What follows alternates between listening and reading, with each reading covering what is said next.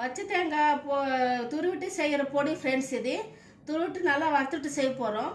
2 மூடு அளவுக்கு தேங்காய் துருவல். இது 2 மூடு அளவுக்கு தேங்காய் துருவல். அதுக்கு தேவையான பொருட்கள் வந்து 2 ஸ்பூன் கடல் பருப்பு, 2 ஸ்பூன் உளுத்தம் பருப்பு, 2 ஸ்பூன் தனியா, கொஞ்சம் சின்ன பெருங்காயம், கட்டி பெருங்காயம். தூள் வேணும்னா கூட நீங்கள் எது இருந்தாலும் அது போட்டுக்கலாம்.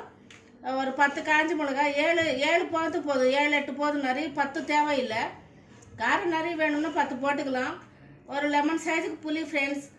இதெல்லாம் நான் வறுக்க போகிறேன், வாங்க வறுத்துட்டு காமிக்கிறேன். இது பச்சை தேங்காய் ஃப்ரெண்ட்ஸ். ஃபஸ்ட்டு இது துருவின தேங்காய் இருக்கு இல்லையா, 2-3 தேங்காய். இது ஃபஸ்ட்டு வறுத்துக்கணும், நல்லா வறுக்கணும். இது இருக்கிற தண்ணி கொஞ்சம் தண்ணி மாதிரி இருக்கும் இல்லையா, அதெல்லாம் போகணும்.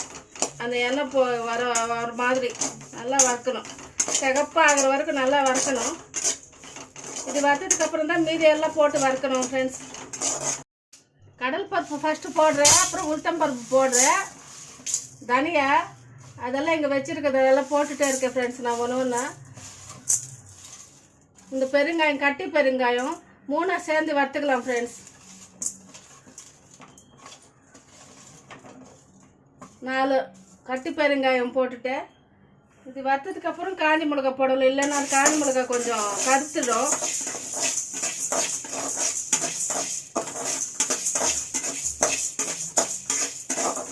நல்லா வறுத்துட்டா நல்லா டேஸ்ட்டாக இருக்கும் ஃப்ரெண்ட்ஸ். நல்லா நாளைக்கு 1 வாரம் வரை கூட நல்லா நீடிக்கும். காஞ்சி மிளகாய் போட்டுட்டேன் ஃப்ரெண்ட்ஸ். நல்லா வறுக்கணும். இது போட்டதுக்கப்புறம் கொஞ்சம் நேரம் நல்லா சிகப்பாக வரணும். இந்த மாதிரி நல்லா வறுத்துட்டா 1 வாரம் வரைக்கும் நல்லா இருக்கும், கெட்டு போகாமல் இருக்கும்.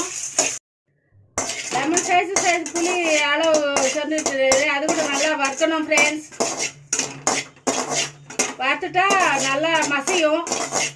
ஃபஸ்ட்டு வறுத்ததெல்லாம் இருக்குல்ல ஃப்ரெண்ட்ஸ், கடல் பருப்பு, உளுத்தம் பருப்பு, தனியா, காஞ்சி மிளகாய், இந்த பெருங்காயம், கட்டி பெருங்காயம் தான் வறுத்ததெல்லாம் இப்போ ஃபஸ்ட்டு மிக்ஸி போட்டுக்கணும்.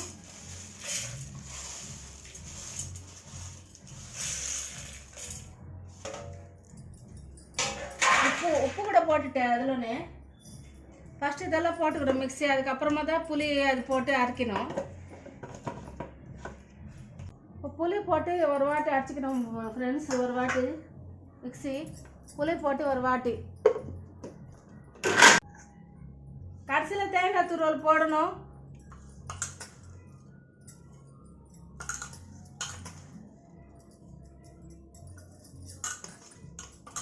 சிகப்பாக வறுத்துட்ட பார்த்தீங்களா, சிகப்பாக வந்துச்சு.